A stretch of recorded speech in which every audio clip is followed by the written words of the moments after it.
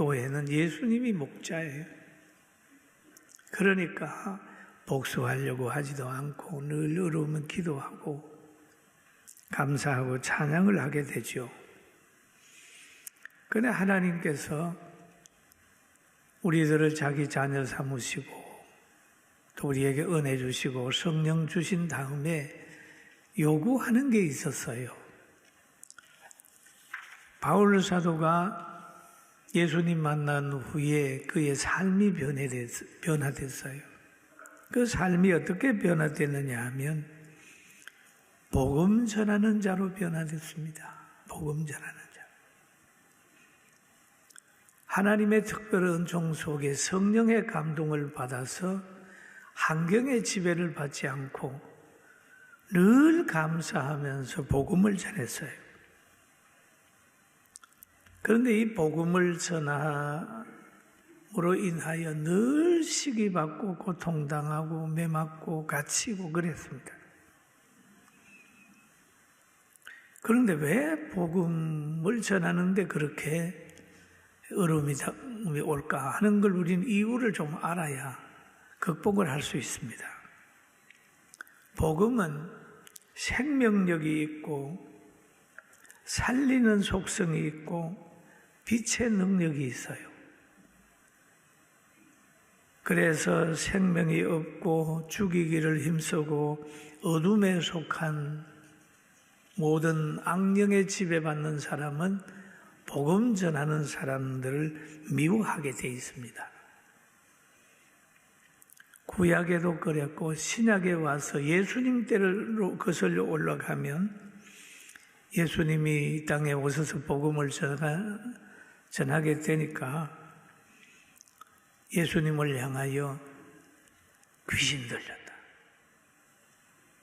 또 예수님을 통하여 기적이 나타나게 되면 귀신의 왕 바알세불을 힘입어서 귀신을 쫓아낸다. 라고 하는 걸로 해서 자꾸 가소평가를 했습니다. 예수 믿고 하나님의 자녀의 권세를 가지고 복음을 전했음에도 귀신 쪽으로 몰아가 버렸어요. 그러나 예수 믿는 사람은 귀신 들린 사람 아니에요. 바울 역시도 마찬가지. 오히려 귀신을 쫓고 사람에게 자유를 주는 그런 성령이 역사하는 사람들이죠. 그래서 바울 사도가 예수님 만나고 1차 전도 여행을 하고 2차 전도 여행을 또 합니다. 그래서 오늘 본문에 보니까 2차 전도 여행에서 여기 보면 데살로니가에 이르러서 거기 유대인의 해당까지 왔습니다. 유대인의 해당에 들어가 가지고 한 일이 뭐냐 하면 오늘 성경에 바울이 자기의 관료대로 그들에게로 들어가서 새 안식일에 성경을 가지고 강론하여 안식일에 성경을 가지고 강론하여 그랬습니다. 또 뜻을 풀어 그리스도가 해를 받고 죽은 자 가운데서 다시 살아나야 할 것을 정언하고 이르되 내가 너희에게 전하는 이 예수가 곧 그리스도라 이렇게 얘기를 해요. 그리스도라. 그러면 성경을 강론하다가 보면 현재를 보면서 과거를 설명을 해야 되는 겁니다. 과거를 설명하면 이 예수님은 다윗의 혈통에서 나온다고 예언된 사건이 있고 이 예수님은 우리가 믿는 예수님은 처녀가 잉태하여 이 땅에 오신 분이다. 그렇게 얘기하죠. 그러려면 바로 이사야서 7장 14절에 주께서 친히 징조를 너희에게 주실 것이라 보라 처녀가 잉태하여 아들을 낳을 것이요 라고 얘기를 하죠. 보통 사람들은 자연의 은총 속에서 태어나는 거죠. 생육하고 번성하라고 하는 그 하나님의 정한 법칙 속에서 남자와 여자가 만나가지고 사랑함으로 인하여 자녀가 태어나는 거죠. 그런데 예수님의 탄생은 그게 아니에요. 처녀가 잉태하여 태어났다. 그럼 아버지가 누굽니까? 하나님이죠. 성령으로 잉태됐다는 거죠. 그럼 태어나는 자체부터도 다르다고 하는 것은 그것을 바울 사도가 듣는 모든 사람들에게 말하고 있습니다. 여러분도 예수님을 하나님의 아들로 믿습니까? 믿습니까? 우리는 신자예요. 이 믿음을 가지는 것이 신비입니다. 신비. 그리고 또 말합니다. 바로 그렇게 오신 분이 어떻게 이 땅에서 일하셨느냐, 이 땅에서 어떤 대우를 받았느냐, 죄인이 받을 대우를 받았다. 그래서 이사야서는 53장 5절에 보면 그가 찔림은 우리의 허물 때문이요. 우리가 허물이 없어지는 것은 그냥 없어진 게 아니라 그가 찔림으로 우리 허물이 없어진 거다. 그가 상함은 우리의 죄악 때문이라 그가 징계를 받음으로 우리는 평화를 누리고 그가 채찍에 맞음으로 우리가 나음을 받았도다 라고 하는 거죠. 우리가 죄의 값을 받아야 되는데, 사망을 받아야 되는데 고통과 사망을 예수님이 담당했다. 누구 때문에? 자기를 믿는 사람의 죄 문제와 구원의 문제를 해결해 주기 위하여 예수님이 그렇게 하셨다. 그런데 예수님께서 십자가 지시면서 하신 말씀이 다 이루었다. 다 이루었다. 여러분, 이 말을 들어보면 뭘 다 이루었을까?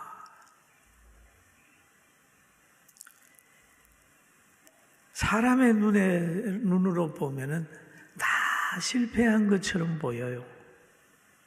젊은 나이에 십자가에서 모든 사람에게 조롱받으면서 가셨는데 뭘 다 이루어졌다는 것일까 생각할 수 있잖아요. 그런데 우리는 십자가 위에 예수님 뿐만 아니라 돌아가신 후에 장사 지냈다가 3일 만에 부활하셔서 성천하시는 모습을 보면서 역시 예수님은 하나님 말씀에 온전히 순종하고 자기와의 싸움에서도 이기고 구원 사역을 다 이루었다라고 하는 의미를 깨닫고 감사하고 찬양하게 되는 겁니다. 할렐루야. 그럼 여기에서 보면 예수라고 하는 뜻이 뭐냐 하는 거죠. 우리 예수라는 뜻은 잘 알아야 되죠. 마태복음 1장 21절 한번 읽어볼까요? 아들을 낳으리니 이름을 예수라 하라. 이는 자기 백성을 그들의 죄에서 구원할 사이심이라 하니라. 자기 백성을 죄에서 구원할 자라는 의미가 있습니다. 예수님이 그리스도다, 그리스도다, 메시아다 하는 거죠. 그런데 로마서 8장 34절에 보면은 누가 정죄하리요 죽으실 뿐 아니라 다시 살아나신 이는 그리스도 예수시니, 그리스도 예수시니 그는 하나님의 우편에 계신 자요 우리를 위하여 간구하시는 자신이라 그렇게 말하고 있죠. 이를 위하여 그리스도께서 죽었다가 다시 살아나셨으니 곧 죽은 자와 산 자의 주가 되려 하심이라 라는 말씀이 있어요. 그런데 이 말씀이 계속해서 구원받은 사람, 사도된 바울을 통하여 계속 전파돼서 오늘 우리한테까지 왔어요. 할렐루야. 우리도 이 사역으로 계속 온 거예요. 그리고 이 바울 사도가 2차 전도 여행을 하면서 데살로니가에 해당해서 이제 말씀을 풀어서 전하는 겁니다. 전하게 되니까 그 말을 듣는 사람들이 변화가 오기 시작했어요. 17장 4절에 보면 그 중에 어떤 사람 곧 경건한 헬라인의 큰 무리와 적지 않은 귀부인도 근함을 받고 바울과 실라를 따르나, 그런 말이 따랐다라. 귀부인도 근함을 받았다. 이게 원어적으로 해석하면 운명적으로 누구에게 예속된다는 의미죠. 근하다.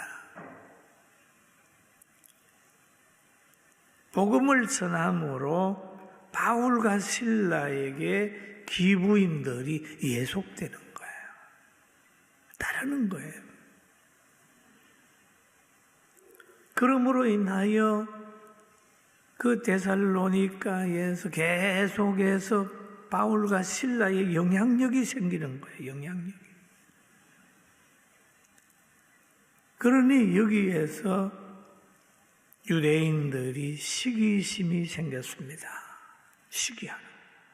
여러분 어디 누구 잘 되면 옆에 있는 사람이 시기하잖아요. 시기하잖아요. 사람 사는 곳에는 시기심이 있어요. 짐승도 보니까 시기심이 있더라고요. 그런데 성경에 보면은 이 야곱의 후손들, 야곱과 함께 애굽에 가서 고센 땅에서 자리 잡고 사는 이스라엘 백성들이 복을 받았어요. 많이 하나님이 복을 주셔가지고 생육하고 번성하고 그래서 많은 복을 받으니까 그때에 애굽의 왕이 또 애굽 사람들이 시기해가지고 이스라엘 백성들을 많이 박해했어요. 그래가지고 강제 노동도 시키고 시기해가지고 그 후손들이 태어나면 막 어려서 죽이기도 하고 그랬거든요. 시기한다. 여러분 시기 받는 것은요 강자라는 의미가 있어요. 할렐루야. 약자를 시기하지 않아요. 강자를 약자가 시기하는 거예요. 시기야. 그런데 그때도 시기했는데 바울과 실라의 사역이 있은 후에 이들의 영향력이 커지니까 유대인들이 시기했단 말이에요. 그 시기하는 사람들이 어떻게 박해를 하는지를 우리는 알아야 시대를 볼 수가 있어요. 시기하는 자들이 바울에게 붙인 죄가 있습니다. 유대인들이 시기하여 그러죠. 불량한 사람들을 데리고 떼를 지어 성을 소동하게 하여 야손의 집에 침입하여 그들을 백성에게 끌어내려고 찾았으나 유대인들이 시기하면서 불량배를 동원하는 거예요. 불량한 사람들을 동원하는 거예요. 왜 불량한 사람 동원할까요? 그들을 박해하려고. 이 불량자의 특징은 뭡니까? 명예와 권력과 돈을 준다고 하면 시킨 대로 하는 거예요. 양심의 작용이 없는 사람들이에요. 불량배. 알기 쉽게 얘기하면 깡패죠, 깡패. 그러면서 바울을 가르쳐서 사도행전 24장 5절에 보니까 우리가 보니 이 사람은 전염병 같은 자라 천하에 흩어진 유대인을 다 소유하게 하여 나사렛 하는 자요 나사렛 이단의 우두머리라 이렇게 막 이렇게 이단으로 몰아가는 거예요. 몰아가는 거예요. 여러분 잘못하다 보면 열심히 있다가 보면 교회도요 성도들도 이단으로 몰릴 수 있어요.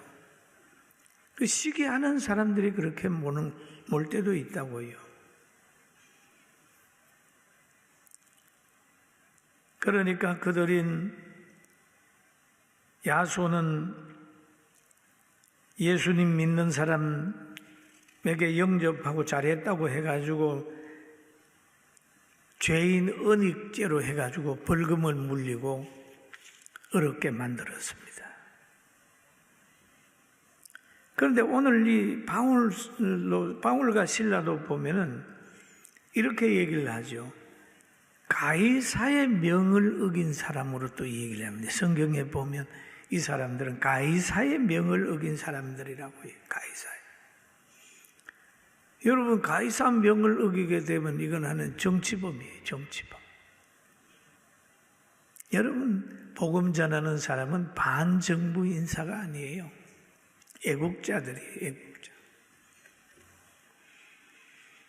그러면 이런 어려울 때 우리는 어떻게 살아야 되겠느냐 하는 거죠. 말세의 징조가 나타나는데 우리는 어떻게 해야 되겠느냐. 성경은 이렇게 얘기를 합니다. 마가복음 13장에 보면 예수님께서 하신 말씀이에요. 우리 한번 같이 읽어볼까요?